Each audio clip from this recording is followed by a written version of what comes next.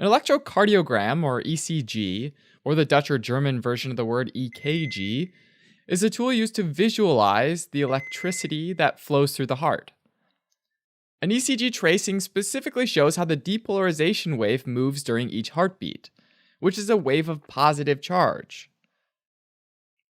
And the way it looks depends on the set of electrodes you're using. This particular set of electrodes is called lead 2, for example, with one electrode on the right arm and the other on the left leg. So essentially, when the wave's moving toward the left leg electrode, you get a positive deflection, like this big positive deflection corresponding to the wave moving down into the left and right ventricles.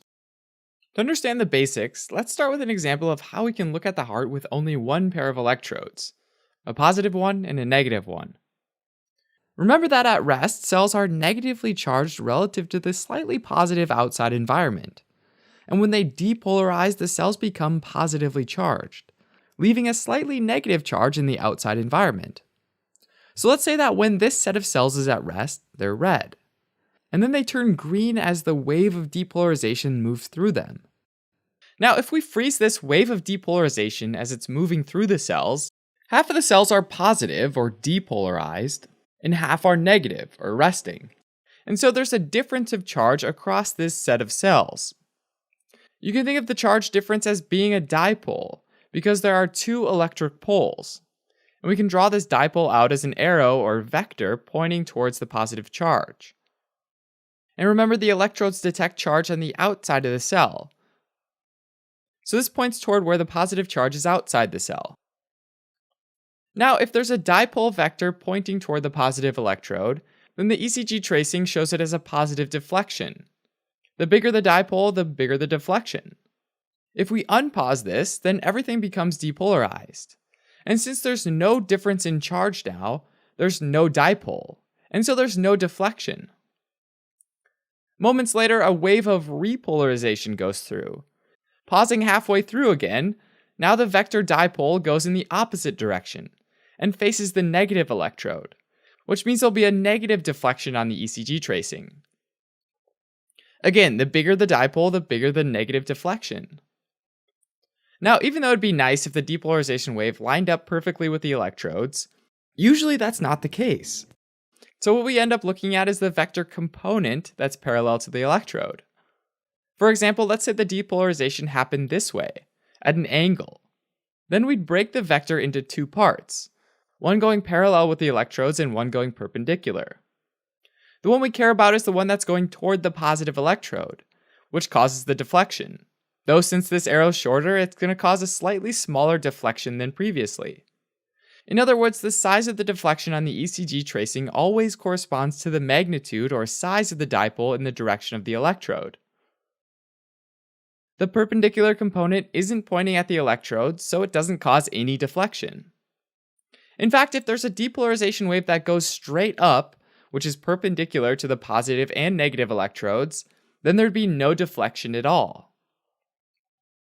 In a standard ECG, there are 10 electrodes, 4 limb electrodes, one on the left arm, left leg, and right leg, and 6 precordial electrodes, V1 through V6, that wrap around the chest.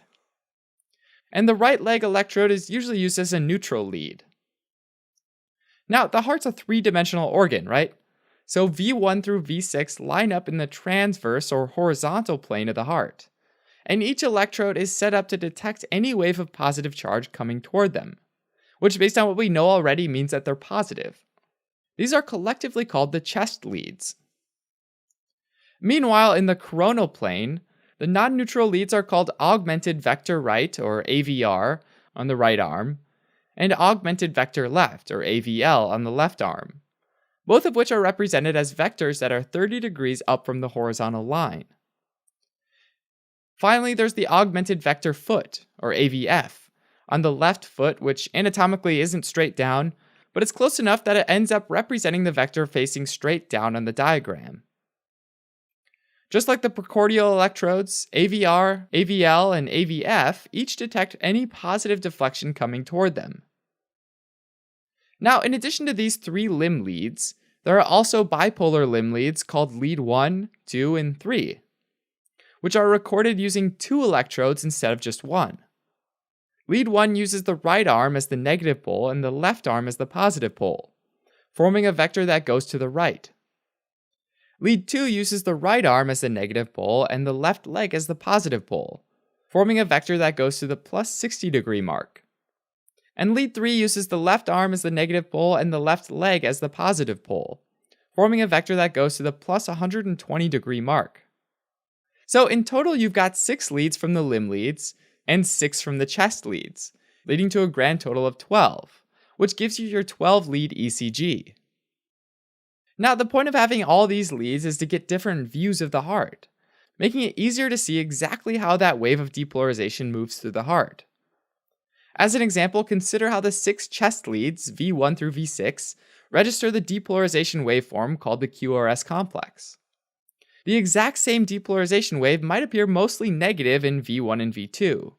It might be isoelectric in V3, and mostly positive in V4, V5, and V6.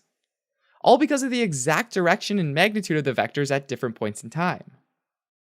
Similarly, each of the limb leads produces its own viewpoint of the depolarization wave as well.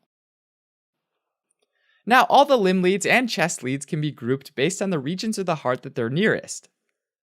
Problems in specific leads or groups of leads suggest that there might be a specific region of the heart that might be affected by a disease.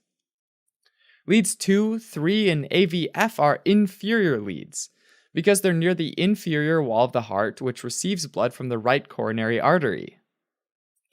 Leads 1 and AVL, along with 2 of the chest leads, V5 and V6, are all considered lateral leads, because they're near the lateral wall of the heart, which receives blood from the left circumflex artery.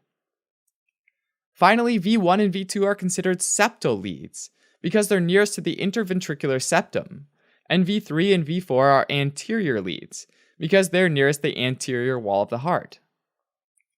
Both of the septal and anterior regions are served by the left anterior descending artery. Alright, as a quick recap. In a standard ECG, there are 10 electrodes, 4 limb electrodes and 6 precordial electrodes that wrap around the chest. These electrodes are used to make 12 leads, each of which illustrates the movement of positive charge on the outside of heart cells. The ECG tracing shows a depolarization wave moving towards an electrode as a positive deflection, and one moving away as a negative deflection, each of which is proportional to the size of the dipole.